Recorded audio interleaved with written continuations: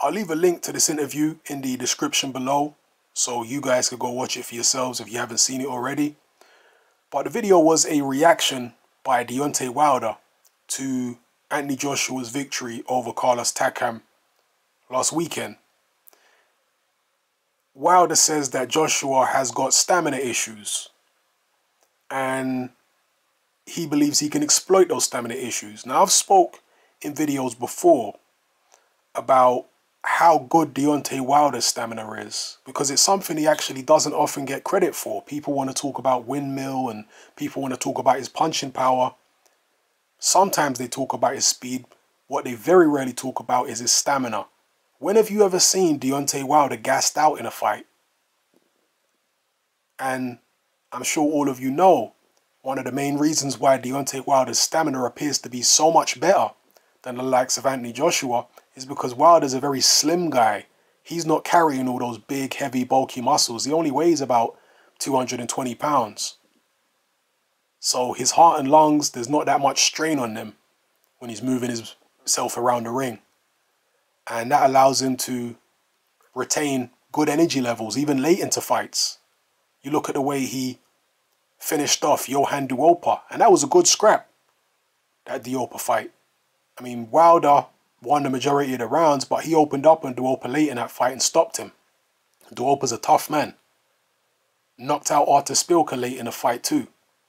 You know, Wilder can open up on people. I know Joshua's done that too against Klitschko. But Joshua had a long period in that fight where he was absolutely knackered. The tank was empty. He had to take several rounds off to regroup. Whereas Wilder, and I know he'd been dropped and whatnot, but even before he'd been dropped, he was knackered.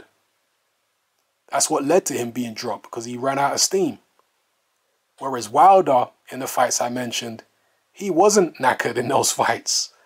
He manages to fight at the same pace all the way through and then raise it up a notch late in the fight to win by knockout. So how much of a factor would that play if Deontay Wilder and Anthony Joshua actually square off in the ring? We've seen Wilder in there against tall guys before, like Gerald Washington, and earlier on in his career against Kelvin Price. And when he's up against a tall guy, he tends to be very conservative in terms of the number of punches he throws. Maybe they could formulate a game plan against Joshua where they get Joshua to try and chase Deontay around the ring, expend a lot of energy, and look to counter him. Maybe that's what they would look to do. Take him into the later rounds and then maybe see if Joshua's got anything left in the tank. And obviously, the longer a fight goes, the slower fighters normally get, particularly a Joshua. And the easier it would be potentially to catch them late in a fight, especially with a guy like Wilder who can still be very fresh late. So maybe that would be their strategy.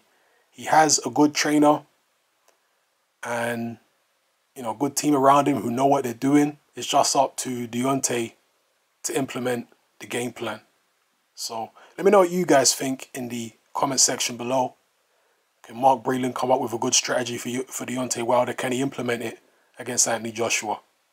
Let me know how you feel. It's happening. I'm out.